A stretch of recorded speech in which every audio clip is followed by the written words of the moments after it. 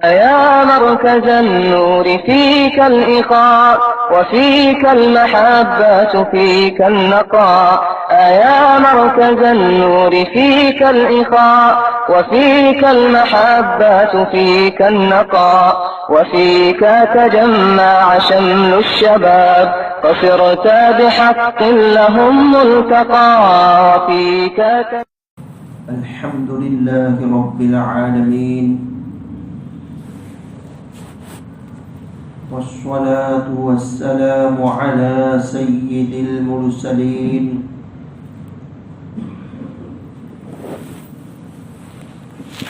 سيدنا ومولانا محمد وعلى آله وأصحابه وأزواجه وذرياته أجمعين.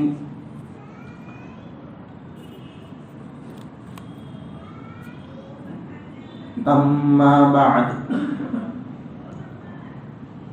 فأعوذ بالله من الشيطان الرجيم. بسم الله الرحمن الرحيم.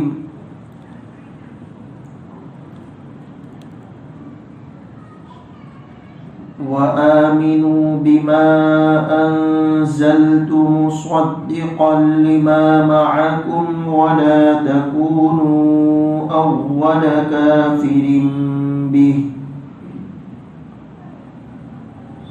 ولا تشتروا بآياتي ثمنا قليلا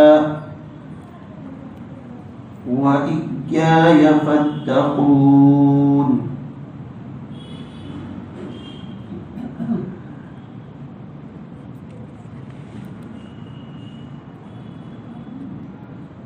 اور جو کلام میں نے نازل کیا ہے اس پر ایمان لاؤ جبکہ وہ اس کتاب یعنی تورات کی تصدیق بھی کر رہا ہے جو تمہارے پاس ہے، اور تم ہی سب سے پہلے اس کے منکر نہ بن جاؤ، اور میری آیتوں کو معمولی سی قیمت لے کر نہ بیچو، اور صرف میرا خوف دل میں رکھو. اس سے پہلے والی آیت میں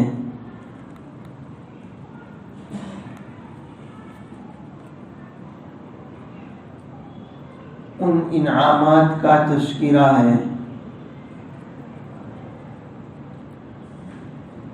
اللہ رب العالمین نے جو بنی اسرائیل پر نعمتیں نازل کی تھی، نعمتیں عطا فرمائی تھی،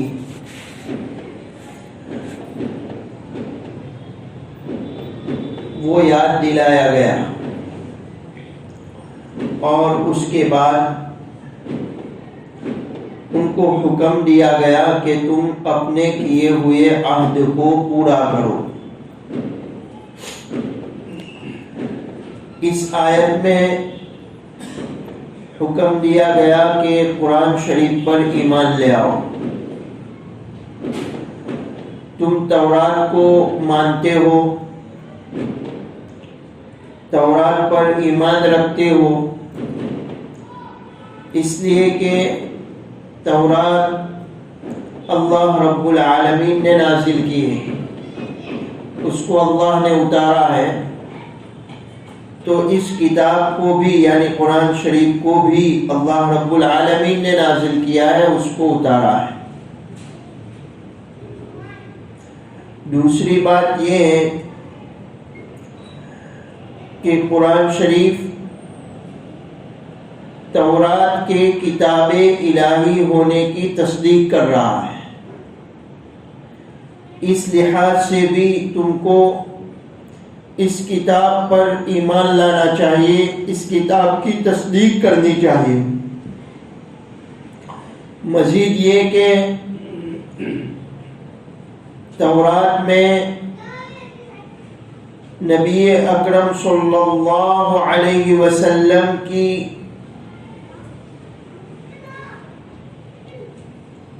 بعثت کی، آپ صلی اللہ علیہ وسلم کے مبعوث ہونے کی جو پیشین گوئی تھی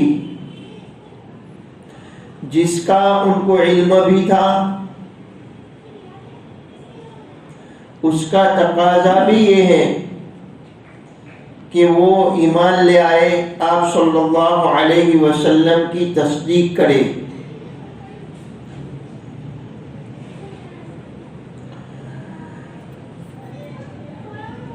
قرآن شریف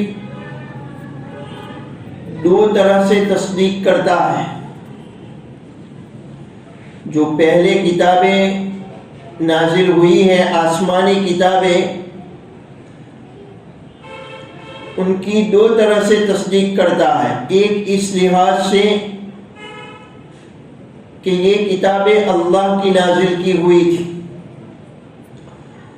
اور دوسرے قرآن اس حیثیت سے ان کتابوں کی تصدیق کرتا ہے کہ ان کتابوں میں آخری نبی کی تشریف آوری کی جو پیشین گوئیاں کی گئی تھی، قرآن شریف نے انہیں سچا کر دکھایا۔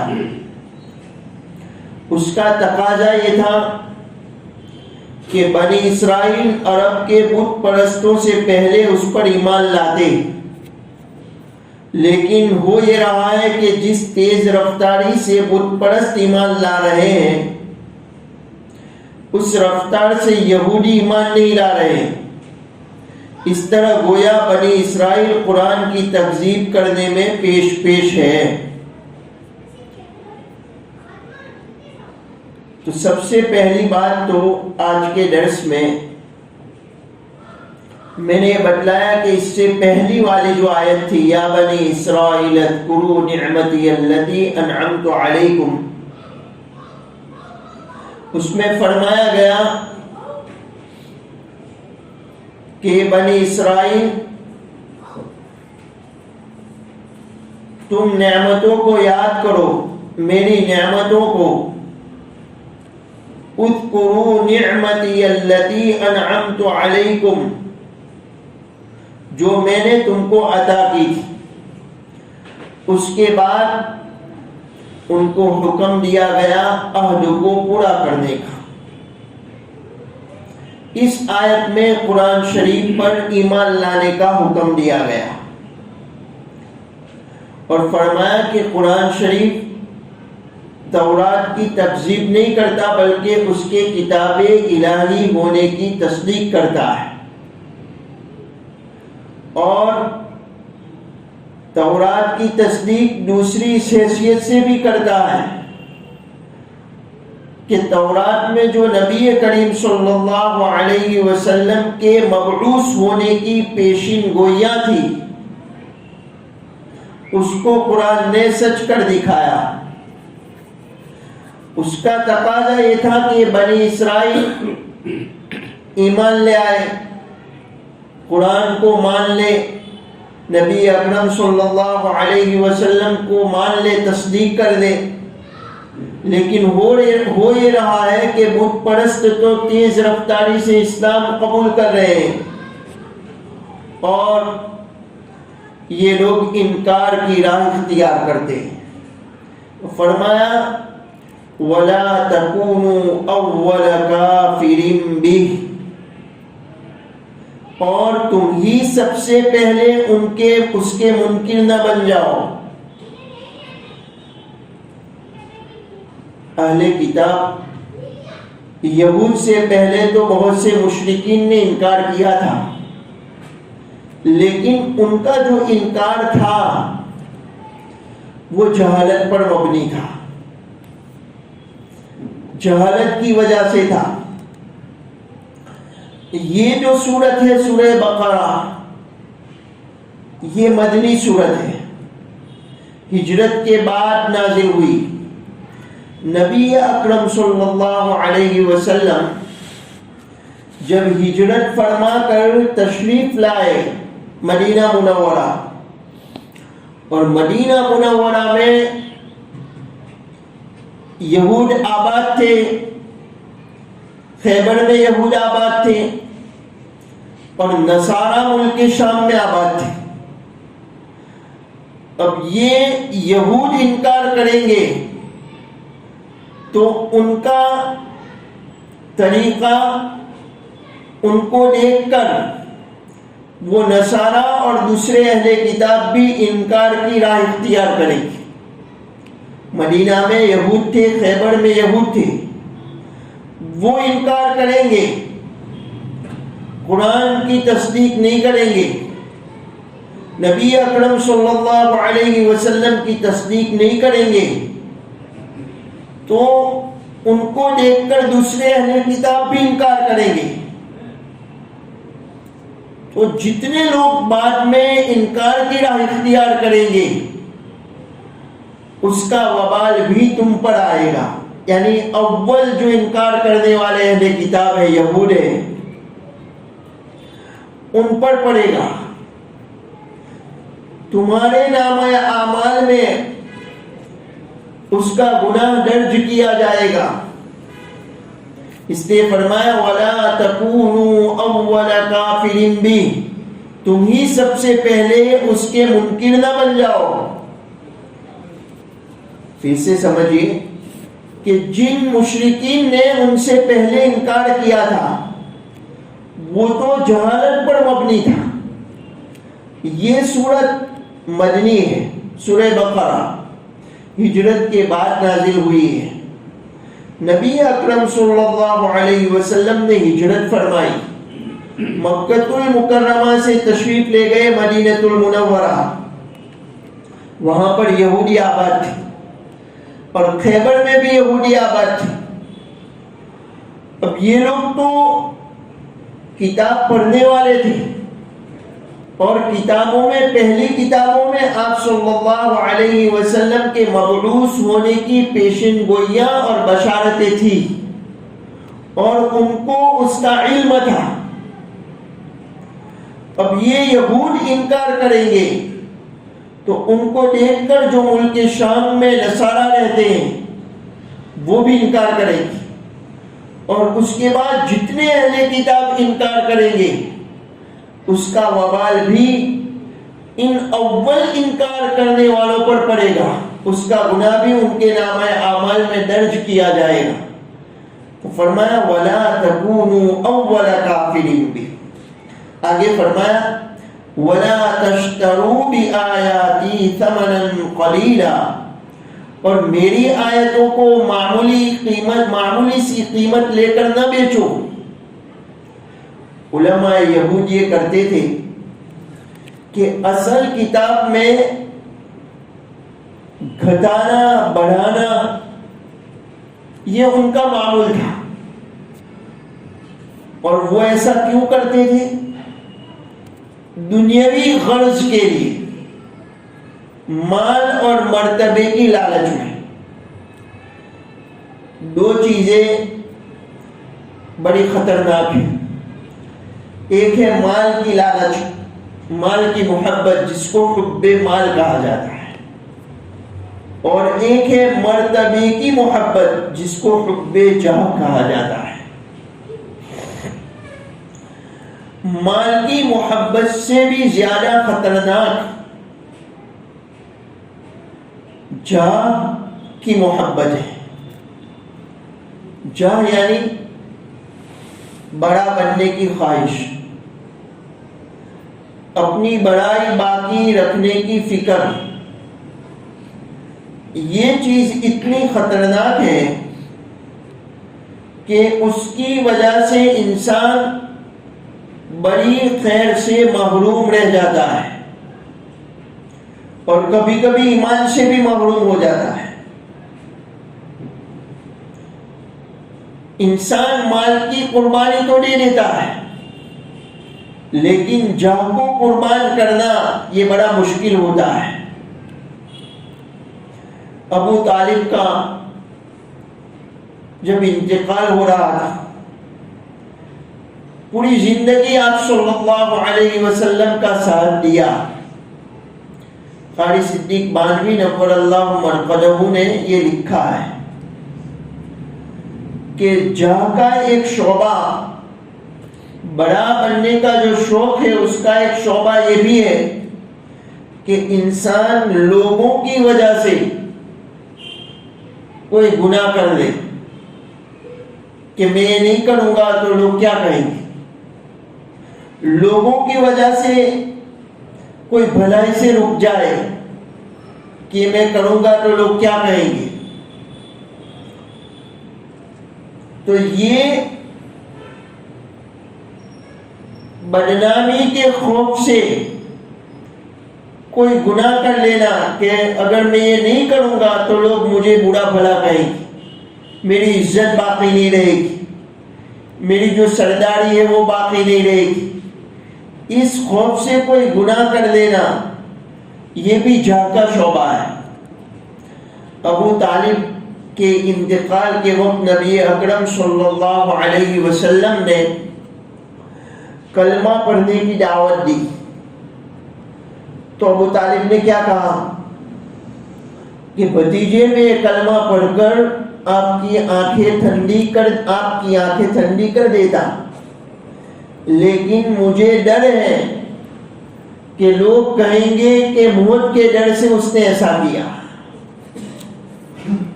یہ جہل کا شعبہ ہے کہ آدمی لوگوں کی وجہ سے کوئی خیر سے محروم رہے، لوگوں کی وجہ سے کوئی گناہ کر لے، یہ جہل کا شعبہ۔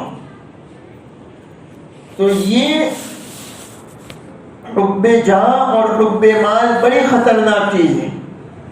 یہ اصلی کتاب میں علماء یہود گھٹاتے تھے، بڑھاتے تھے، اور یہ ان کی عادت تھی، اور اس وجہ سے، مال کی وجہ سے، بڑے بننے کے شوق میں، بڑائی باقی رکھنے کی فکر میں ایسا کرتے تھے۔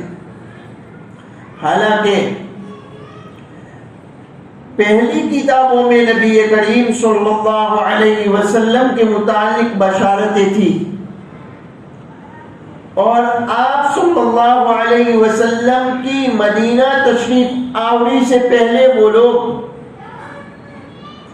اس بشارتوں کے علم کی وجہ سے، چونکہ وہ کتاب پڑھنے والے تھے، ان کو ان بشارتوں کا علم تھا، اس لیے آپ صلی اللہ علیہ وسلم کی تعریف کیا کرتے تھے۔ لیکن جب اللہ کے نبی صلی اللہ علیہ وسلم مدینہ منورہ تشریف لائے تو دنیاوی غرض کی وجہ سے وہ حسد میں مبتلا ہو گئے، دنیاوی اغراض کی وجہ سے، مال کی غرض، مرتبے کی غرض، اس وجہ سے حسد میں مبتلا ہو گئے، اور ان بشارتوں کے متعلق کچھ کا کچھ کہنا شروع کر دیا۔ اللہ فرماتے ہیں وَلَا تَشْتَرُوا بِآيَاتِي ثَمَنًا قَلِيلًا، میری آیتوں کو معمولی سی قیمت لے کر نہ بیچو، ایک معمولی میرے احکام کو چھوڑ کر معمولی قیمت وصول مت کرو۔ پوری دنیا بھی اگر کوئی دے دے تو بھی وہ متاع قلیل ہے، وہ متاع قلیل ہے، وہ تھوڑی پونجی ہے آخرت کی نعمتوں کے مقابلے میں، آخرت کے انعامات کے مقابلے میں۔ پوری دنیا کا مال، پوری دنیا کی دولت، پوری دنیا کا سونا اور چاندی یہ متاع قلیل ہے۔ فرمایا وَلَا تَشْتَرُوا بِآيَاتِي ثَمَنًا قَلِيلًا، اور میری آیتوں کو معمولی سی قیمت لے کر نہ بیچو، وَإِيَّايَ فَاتَّقُونَ، اور صرف میرا خوف دل میں رکھو، میرے عذاب سے ڈرو، میری گرفت سے ڈرو، دنیا میں بھی اور آخرت میں بھی میری گرفت، میری پکڑ، میرا عذاب بڑا سخت ہے۔ یہ اس آیت کا میں نے مطلب سمجھایا، جو سورہ بقرہ کی 41ویں آیت ہے۔ پھر سے مختصراً اس کا خلاصہ پیش کروں۔ اس سے پہلے جو آیت تھی اس میں یہ حکم دیا گیا، ان کو نعمتیں یاد دلائی گئی، یا بنی اسرائیل اذکروا نعمتی التی انعمت علیکم، یہود کو، بنی اسرائیل کو نعمتیں یاد دلا کر ان کو عہد اور پیمان کو پورا کرنے کا حکم دیا گیا۔ اس آیت میں قرآن شریف پر ایمان لانے کا حکم دیا گیا، اور بتلایا کہ تم جس تورات پر ایمان رکھتے ہو، قرآن شریف اس کی تکذیب نہیں کرتا ہے بلکہ تصدیق کرتا ہے۔ اور دو حیثیت سے تصدیق کرتا ہے۔ ایک حیثیت کہ وہ کتاب الہی ہے، قرآن شریف اس کی تصدیق کرتا ہے کہ تورات یہ کتاب الہی ہے، اور دوسری حیثیت سے تصدیق کرتا ہے کہ تورات میں جو نبی کریم صلی اللہ علیہ وسلم کے مبعوث ہونے کی پیشین گوئیاں اور بشارتیں تھی، قرآن شریف نے اس کو سچا کر دکھایا۔ قرآن شریف نے ان پیشین گوئیوں کو، ان بشارتوں کو سچا کر دکھایا۔ یہ دو حیثیتوں سے تصدیق کرتا ہے۔ اس کا تقاضا یہ تھا کہ تم سب سے پہلے ایمان لے آئے، لیکن بت پرست تو تیزی سے ایمان لا رہے ہیں اور تم انکار کی راہ اختیار کرتے ہو۔ اور آگے ان کو یہ بھی کہا گیا وَلَا تَكُونُوا أَوَّلَ كَافِرٍ بِهِ، کہ تم انکار کے بانی مت بنو، سب سے پہلے انکار کرنے والے مت بنو۔ تمہارے بعد جتنے اہل کتاب انکار کریں گے اس کا وبال تم پر پڑے گا۔ وَلَا تَشْتَرُوا بِآيَاتِي ثَمَنًا قَلِيلًا، اور میری آیتوں کو معمولی قیمت لے کر نہ بیچو، یعنی میرے احکام کو چھوڑ کر معمولی قیمت دنیا کی پونجی وصول مت کرو۔ وَإِيَّايَ فَاتَّقُونِ، اور مجھے سے ڈرو، میرے عذاب سے ڈرو، میری گرفت سے ڈرو، میری گرفت اور پکڑ بڑی سخت ہے۔ اب اس آیت سے سبق کیا مل رہا ہے؟ یہ تو میں نے مطلب سمجھایا، ترجمہ اور مطلب سمجھایا۔ اس آیت سے سبق کیا مل رہا ہے؟ اس میں فرمایا وَلَا تَكُونُوا أَوَّلَ كَافِرٍ بِهِ، کہ سب سے پہلے قرآن کے انکار کرنے والے نہ بنو۔ اس کے بعد جتنے لوگ انکار کریں گے، تم کو دیکھ کر جتنے اہل کتاب انکاری بنیں گے، اس کا وبال تم پر پڑے گا۔ سبق یہ مل رہا ہے مجھے اور آپ کو، پوری دنیا کے انسانوں کو، ہماری نسلوں کے لیے اس میں سبق ہے کہ ہم خیر کا ذریعہ بنے، شر کا ذریعہ نہ بنے۔ خیر کا ذریعہ بنے، شر کا ذریعہ نہ بنے، گناہ کا ذریعہ نہ بنے۔ دیکھیے علامہ نووی رحمۃ اللہ علیہ کی ایک کتاب ہے، حدیث شریف کی کتاب ہے۔ انہوں نے حدیث شریف جمع کی ہے، اس میں اللہ کے نبی صلی اللہ علیہ وسلم کی احادیث کو انہوں نے جمع کیا ہے۔ اس کتاب کا نام ہے ریاض الصالحین۔ علامہ نووی رحمۃ اللہ علیہ کی اس کتاب کا نام ہے ریاض الصالحین۔ اس پہ ایک باب ہے من سن سنتا حسنتا او سیئتا، ایک باب قائم کیا علامہ نووی رحمۃ اللہ علیہ نے، من سن سنتا حسنتا او سیئتا، جو آدمی اچھا طریقہ جاری کرے اس کو کیا ملتا ہے، اور جو برا طریقہ جاری کرے اس کو کیا ملتا ہے، اس کو بتلانے کے لیے انسان کو چاہیے کہ خیر کا ذریعہ بنے۔ طوبی لعبد، خوشخبری ہے اس بندے کے لیے، جعلہ اللہ مفتاحا للخیر ومغلاقا للشر، اللہ اس کو خیر کی چابی بنائے۔ اس آدمی کے لیے خوشخبری ہے جس کو اللہ خیر کی چابی بنائے اور شر کے لیے تالا بنائے، تو شر ہمارے ذریعے ختم ہو، غلط چیزیں ختم ہو اور ہمارے ذریعے خیر پھیلے، لوگوں کو ہمارے ذریعے ہدایت ملے۔ ایسا طریقہ، ایسی چیز ہم جاری کریں کہ اس کے ذریعے لوگ ہدایت پر آئے، تو ہم کو اس کا ثواب ملے گا ہی۔ جتنے لوگ اس کے ذریعے ہدایت پر آئیں گے اس کا ثواب بھی اس بانی کو ملے گا، اس پہلے طریقہ جاری کرنے والے کو ملے گا۔ یہ بتلانے کے لیے علامہ نووی رحمۃ اللہ علیہ نے باب قائم کیا من سن سنتا حسنتا او سیئہ۔ اس باب کے تحت ایک روایت لائے علامہ نووی رحمۃ اللہ علیہ۔ مجھے اس آیت سے جو سبق مل رہا ہے وہ سمجھانا ہے۔ وَلَا تَكُونُوا أَوَّلَ كَافِرٍ بِهِ، یہود سے کہا گیا کہ سب سے پہلے قرآن کے منکر مت بنو، جتنے لوگ بعد میں اہل کتاب انکار کریں گے اس کا وبال تم پر پڑے گا. تو یہ جو سبق مل رہا ہے کہ ہم شر کا ذریعہ نہ بنے, گناہ کا ذریعہ نہ بنے, گمراہی کا ذریعہ نہ بنے. اس لیے میں علامہ نبوی رحمۃ اللہ علیہ کی اس کتاب میں جو ایک روایت ہے اس باب کے تحت اس کو ذکر کرتا ہوں. وہ روایت کے راوی ہے, روایت کرنے والے صحابی ہیں جریر بن عبداللہ بجلی رضی اللہ تعالیٰ عنہ, صحابی رسول ہے. ابو عمرو جریر بن عبداللہ بجلی رضی اللہ عنہ. سب سے پہلے تو یہ صحابی کا تعارف اور ان کے مختصر حالات سن لیجیے. یہ قبیلہ بنو بجیلہ سے تعلق رکھتے ہیں.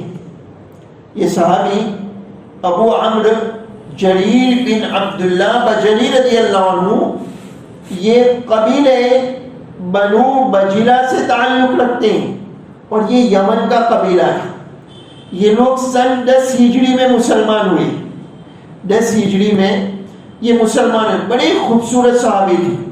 حضرت عمر رضی اللہ تعالیٰ عنہ ان کے بارے میں فرماتے تھے یوسف هذه الامہ. حضرت عمر رضی اللہ عنہ جریر بن عبداللہ بجلی رضی اللہ عنہ کے بارے میں فرماتے تھے یوسف هذه الامہ, حسن و جمال میں اس امت کے یوسف ہیں.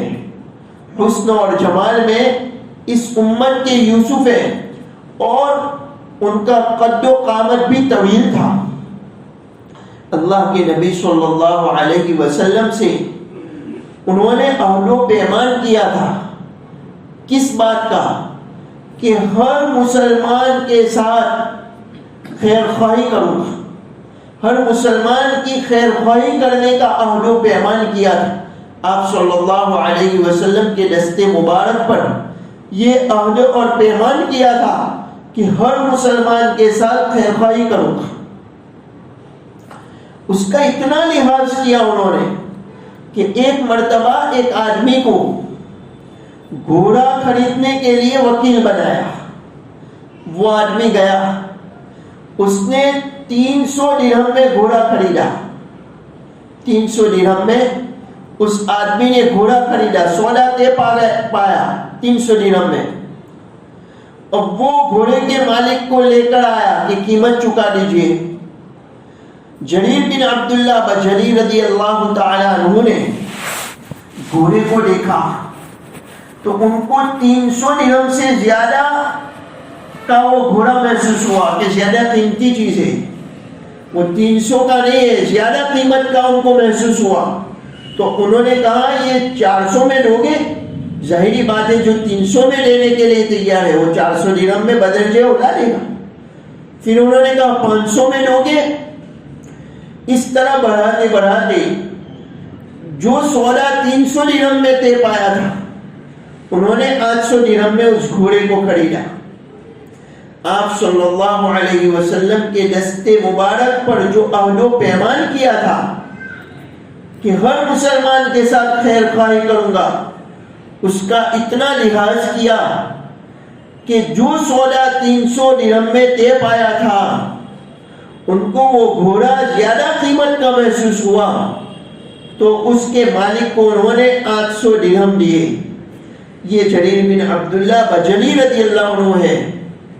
ایسے صحابی وہ روایت کرتے ہیں کہ ہم اشراق کے بعد اور چاشت سے پہلے نبی کریم صلی اللہ علیہ وسلم کی خدمت اقدس میں مجلس میں حاضر تھے اور کچھ لوگ آئے اور جو آنے والے لوگ تھے وہ سیاہ اور سفید داڑھیوں والی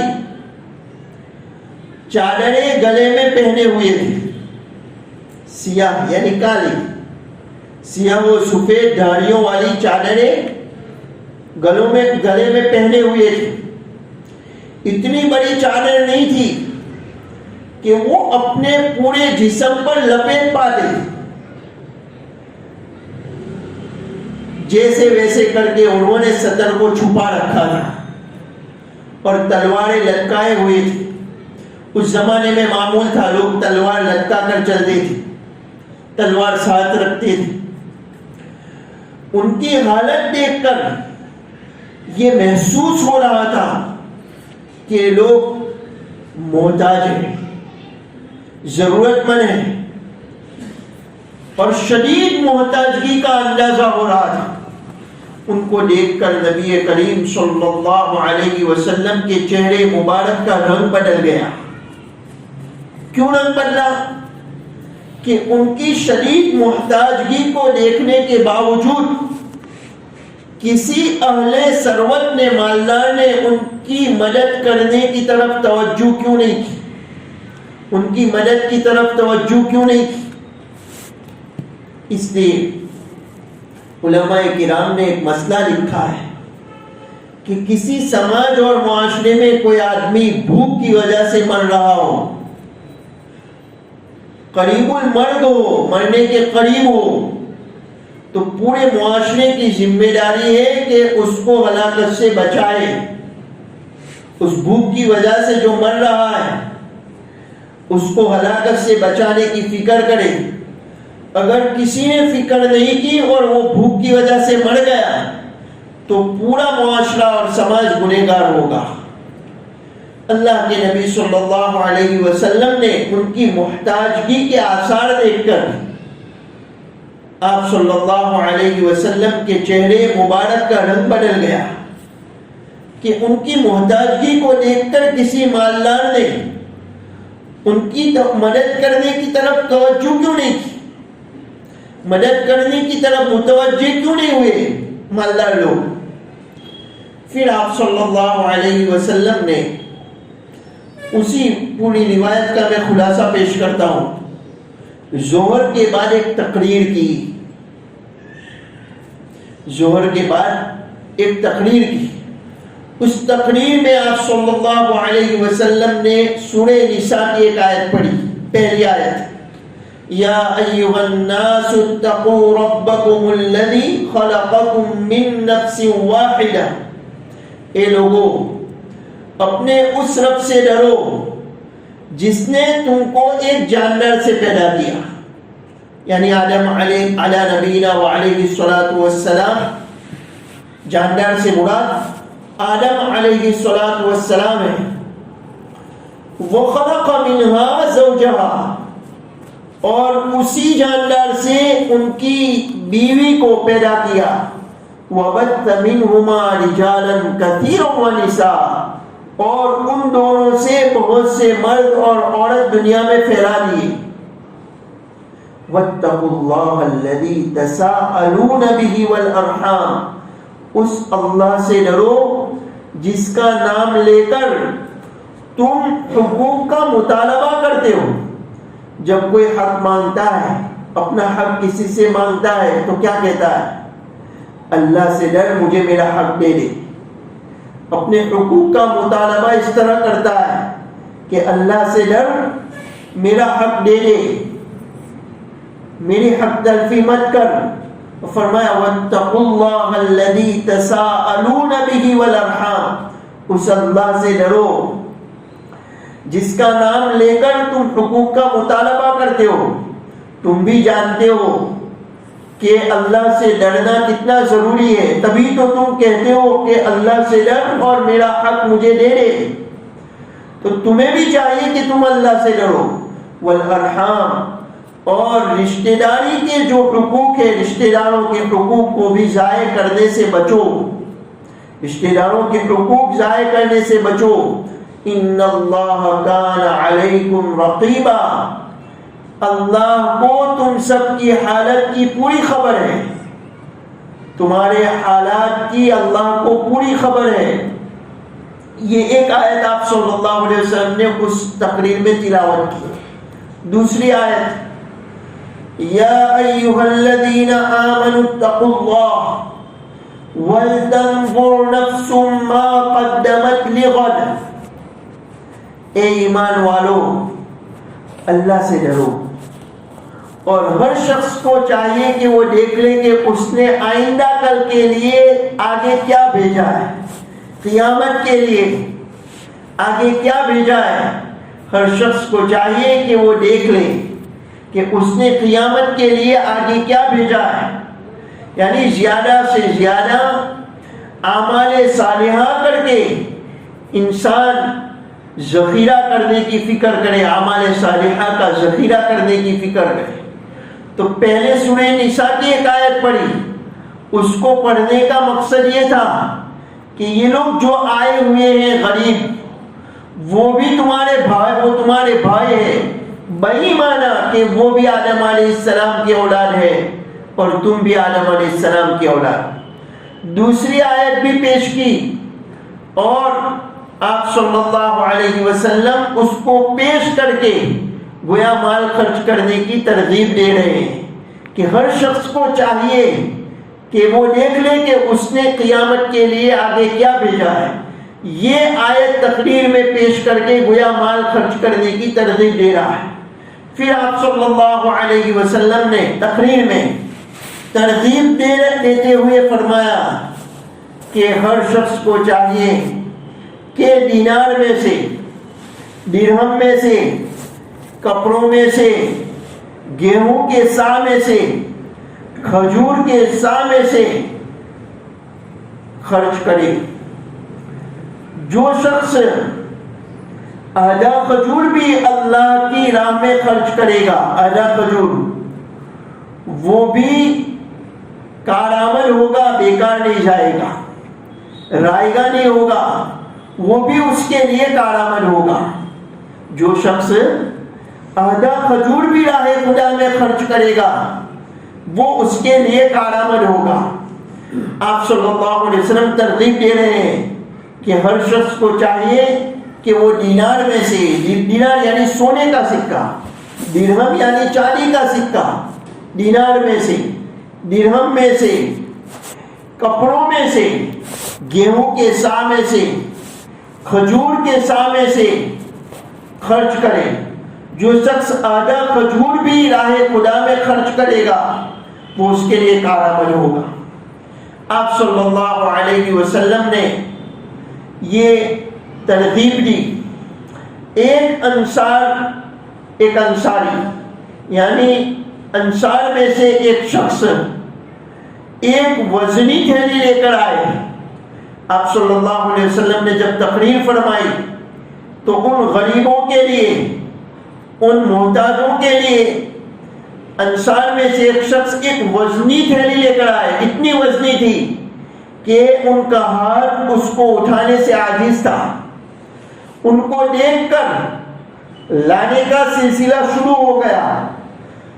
راوی کہتے ہیں کہ میں نے کھانے اور کپڑوں کے ڈھیر دیکھے اور آپ صلی اللہ علیہ وسلم کا چہرہ مبارک خوشی سے چمک رہا تھا، اور آپ صلی اللہ علیہ وسلم نے اس موقع پر فرمایا کہ جس نے اچھا طریقہ جاری کیا تو اس کو اپنے کیے کا ثواب تو ملے گا ہی، بعد میں جتنے لوگ اس طریقے پر عمل کریں گے ان کا ثواب بھی اس اول کو ملے گا۔ یعنی یہ جو طریقہ اچھا جاری کرنے والا ہے اس کو ان سب کا جو ثواب مل رہا ہے، اس کا مطلب یہ نہیں کہ ان کے ثواب میں کمی ہوگی، بلکہ ان کو ان کے عمل کا ثواب ملے گا اور اس کو ذریعہ بنا ہے اس حیثیت سے ثواب ملے گا۔ اور جس نے برا طریقہ جاری کیا اس کو اس برے طریقے، اس برا کام کرنے کا گناہ تو ہوگا ہی، بعد میں جتنے لوگ اس برے طریقے پر چلیں گے، ہر ایک نے جو برا طریقہ اس برے طریقہ کے پر یعنی چلے اور اس غلط کام کو کیا ہے، تو اس کرنے والے کو جو گناہ ہوا ہے اتنا ہی گناہ اس اول کو بھی ہوگا۔ جتنے لوگ اس برے طریقے پر چلیں گے، غلط طریقے پر چلیں گے، غلط کام کریں گے، اس کے بعد وہ بانی بنا، وہ ذریعہ بنا، اس نے غلط طریقہ جاری کیا، اب اس کے بعد وہ چل پڑا معاشرے میں، اب جتنے لوگ اس کو کرتے رہیں گے تو کرنے والے کو تو اس کا گناہ ہوگا ہی، اتنا ہی گناہ اس اول کو بھی ہوگا۔ تو کہنے کا منشا یہ ہے کہ ہمیں چاہیے کہ ہم خیر کا ذریعہ بنیں، شر اور برائی کا ذریعہ نہ بنیں۔ تین مثالیں پیش کرتا ہوں۔ کسی معاشرے میں شادی کے موقع پر بینڈ بازی کا رواج نہیں تھا، کسی ایک آدمی نے یہ طریقہ غلط جاری کر دیا، اس کے بعد جتنے لوگ اس غلط طریقے پر چلیں گے، لاتے رہیں گے یہ غلط چیز، تو جو کر رہا ہے اس کو تو گناہ ہوگا ہی، اتنا ہی گناہ اس غلط چیز کے بانی کو بھی ہوگا۔ کسی جگہ پر شادی میں ویڈیو کیسٹ کا رواج نہیں تھا، کسی ایک نے یہ طریقہ شروع کر دیا اور یہ غلط سلسلہ چالو ہو گیا، تو جو بھی کر رہا ہے اس کو تو اس کا گناہ ہوگا ہی، اس اول کو بھی اتنا ہی گناہ ہوگا کیونکہ وہ ذریعہ بنا ہے۔ اسی طریقے سے کوئی آدمی ناحق خون کرتا ہے، قتل کرتا ہے، تو اس قاتل کو تو گناہ ہوگا ہی، لیکن یہ غلط طریقہ چونکہ قابل نے جاری کیا ناحق خون کرنے کا، قابل نے، تو اس جتنا بھی خون ہوتے رہیں گے تو خون کرنے والے قاتل کو تو گناہ ہوگا ہی، اتنا ہی گناہ قابل کو بھی ہوگا۔ تو آدمی اچھا طریقہ جاری کر رہا ہے، جتنے لوگ اس پر چلیں گے تو چلنے والوں کو تو ثواب ملے گا ہی، ان کے ثواب میں کوئی کمی نہیں ہوگی، اس اچھے طریقے جاری کرنے والوں کو بھی ثواب ملے گا۔ اور ایک آدمی غلط طریقہ جاری کر رہا ہے تو اس کے بعد جتنے لوگ اس پر چلیں گے تو اس غلط راہ پر چلنے والے کو تو اس کا گناہ ہوگا ہی، اس کو بھی جو اس کا بانی بنا ہے، جو اس کا ذریعہ بنا ہے، اس کو بھی اتنا ہی گناہ ہوگا۔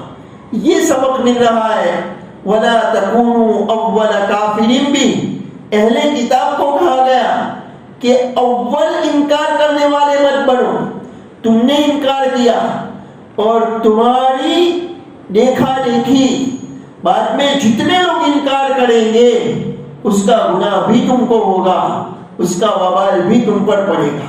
اللہ رب العالمین مجھے اور آپ کو، پوری امت مسلمہ کو خیر کا ذریعہ بننے کی توفیق عطا فرمائے، ہدایت کا ذریعہ بنائے، ہمیں نیکی کا ذریعہ بنائے، نیکی کا بانی بنائے، شر اور گمراہی کا ذریعہ بننے سے، گناہ کا ذریعہ بننے سے، بے حیائی پھیلانے کا ذریعہ بننے سے، غلط رسوم اور رواج، خرافات و بدعات کا ذریعہ بننے سے اللہ ہماری اور ہماری نسلوں کی حفاظت فرمائے۔ سبحان اللہ و بحمدہ، سبحانک اللہم و بحمدک، ونشہد ان لا الہ الا انت، نستغفرک و نتوب الیک۔